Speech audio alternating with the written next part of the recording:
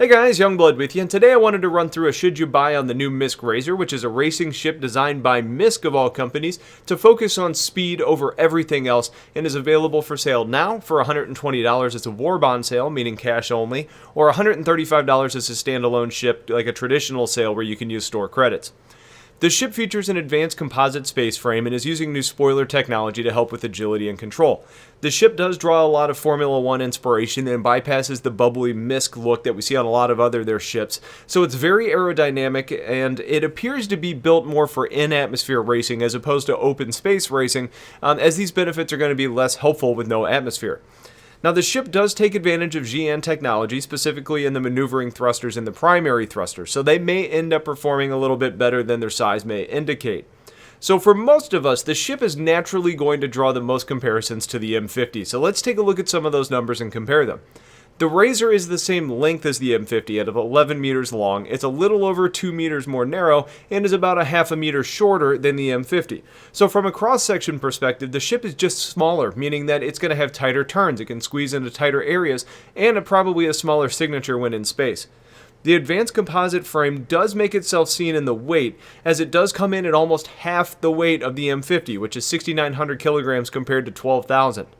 Now, just talking about weight in itself isn't all that enlightening, but when you add in the fact that the Razor has the same size engines, 2x-TR2s, and the same size maneuvering thrusters, size 2s, that the M50 has, but it has 4 more maneuvering thrusters. It's got 12 versus 8.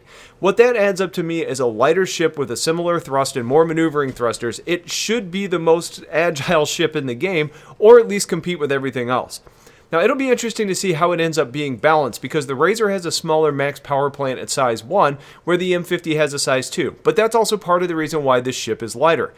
So it's possible that the M50 has a greater output thanks to the better power plant, but the Razor is lighter and has alien advanced technology. So we don't really know where it goes. I think based on these numbers, it's the new king of racing, but only time's going to tell. Now, as far as weapons go on this ship, it basically matches the M50 as well, running 2 size 2 fixed mounted laser repeaters on the belly. And it has 2 solo size 1 missile mounts, meaning it can bring 2 size 1 missiles along with it. It's not really a combat ship at heart, so that's a pretty good loadout, all things considered. But it does have a smaller shield at size 1 compared to the M50, which has a max size 2. Again, it helps to keep the weight down, but it impacts the utility of the ship as a fighter. Now, as you might expect, the Razor carries no cargo. So getting down to the part you're probably most interested in, the who should buy the Misc Razor. I would say that the easy answer here is that for those of you that are passionate about racing, this could easily be one of the best racers out there. It's light, it's fast, it's small, it's got great thrusters, it's got alien technology.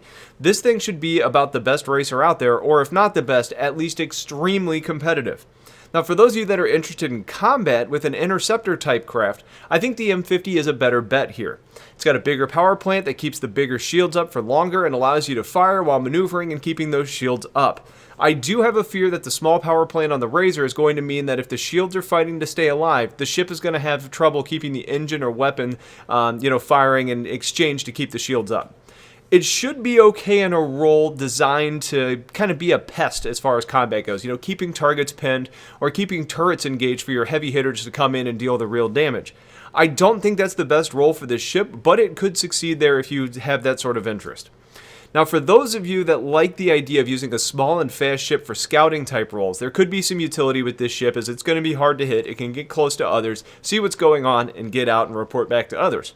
I also think as a data or information runner, it could do really well here, as you don't really need traditional cargo space to take on that type of role. Other than those purposes, I really just don't see a lot of value in the ship. Basically, it comes down to this. You want to race? Get it. Anything else? I think there's probably better options out there for you. So I think it's a really cool design. It doesn't really look anything like a Misc ship, but it does seem like a ship that's fun as hell. So if you guys see roles that you want to use it in, or if you have questions, please get them into the comments. Otherwise, thanks for watching. Stay tuned for a lot more. Have yourselves a wonderful day, and take care.